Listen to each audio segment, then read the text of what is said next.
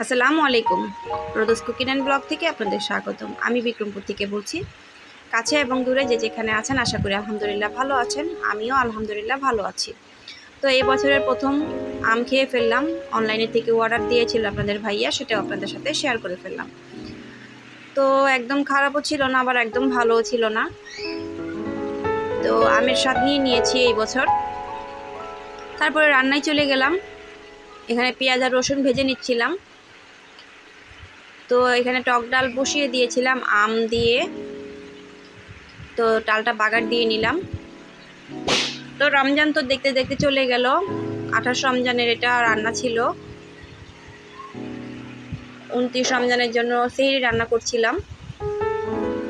তো আমার ভিডিওগুলো ভালো লাগলে অবশ্যই লাইক কমেন্ট সাবস্ক্রাইব করে আমার চ্যানেলের পাশে থাকবেন। ফুল ভিডিওটা অবশ্যই দেখবেন। আর ভিডিওর কোনো অংশে যদি বিন্দু পরিমাণের ভালো লেগে থাকে তাহলে অবশ্যই চ্যানেলটাকে সাবস্ক্রাইব করে চ্যানেলের পাশে থেকে যাবেন। বেল আইকনটা চালু করে রাখবেন যাতে আপনাদের কাছে আমি ভিডিও ছাড়ার সাথে সাথে নোটিফিকেশন যেয়ে পৌঁছায়। আর আপনারা আপনাদের সময় সুযোগ বুঝে আমার ভিডিওগুলো দেখে নিতে পারেন। তো এখানে ডালটা বাগার দিয়ে মাছগুলো ভেজে নিচ্ছি। এগুলো হচ্ছে আর মাছ। তো সংসারে তো মেয়েদের রান্না ছাড়া অনেক কাজ থাকে। তো আসলে ওরকম করে এবার ভিডিও করা হয়নি। অনেক ব্যস্ততার মাঝে এতটুকু ভিডিও করতে পেরেছি, সেটুকু আপনাদের সাথে শেয়ার করে ফেললাম। আর আমার আপুদের আমি রান্না শেখাতে আসিনি। আমার আপুরা যথেষ্ট পরিমাণে সুন্দর রান্না করতে জানে। আমি যখন যাই আমার ঘরে রান্না করি সেটাই আপনাদের সাথে শেয়ার করি।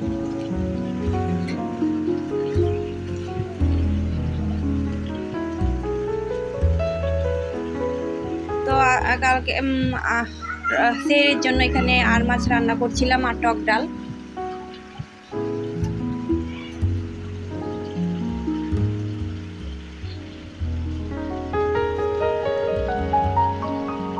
তো আমি ওই কড়াইতেই তরকারিটা রান্না করে নিব। এখানে পরিমাণ মতো পেঁয়াজ বাটা দিয়ে দিলাম।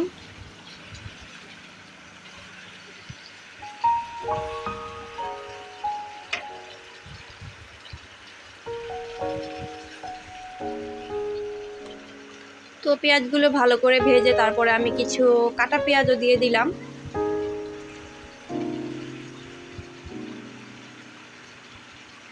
সময়ের মতো চলে যাবে, কারণ আমরা রমজান আসার আগে বলছিলাম যে রমজান আসবে। রমজান চলেও যাচ্ছে, ঈদ আসবে, ঈদও চলে যাবে। তো সময়ের স্রোতের মতো সময় চলে যাবে। তো এখানে হলুদ গুঁড়া মরিচ গুঁড়া দিয়ে আমি মশলাটাকে কষিয়ে নিব।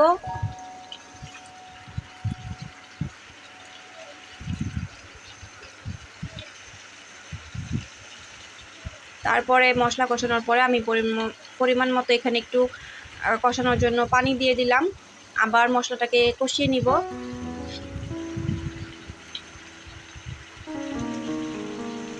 তো এখন একটু লবণ দিয়ে দিলাম, লবণ দিতে ভুলে গিয়েছিলাম। রান্নার মাঝে এরকম ছোটোখাটো ভুল কার হয় অবশ্যই কমেন্ট করে জানাবেন। তারপরে 2-3 টুকরা ফ্রোজেন টমেটো ছিল, এগুলোকে দিয়ে দিলাম।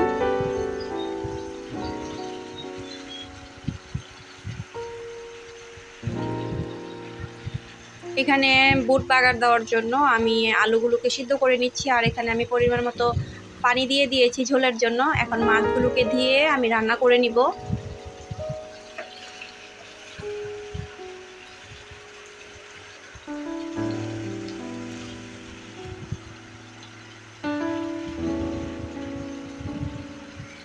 তো এই তো তরকারিটা রান্না করা শেষ। এখন আমি নামিয়ে নিব।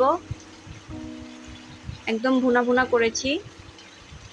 কেমন হয়েছে অবশ্যই কমেন্ট করে জানাবেন। আর এখন আমি বুট বাগার দেওয়ার জন্য এখানে বুট বসিয়ে দিলাম। এরপরে আর আমি ভিডিও করিনি, কারণ ভালো লাগেনি ভিডিও করতে। তো আজকের ভিডিওটা এই পর্যন্তই। আমি ভিডিওর শেষ প্রান্তে চলে এসেছি। সবাই ভালো থাকবেন, সুস্থ থাকবেন, সবার ঈদ সুন্দর কাটুক। আসসালামু আলাইকুম, অগ্রিম ঈদ মুবারক। আল্লাহ হাফেজ।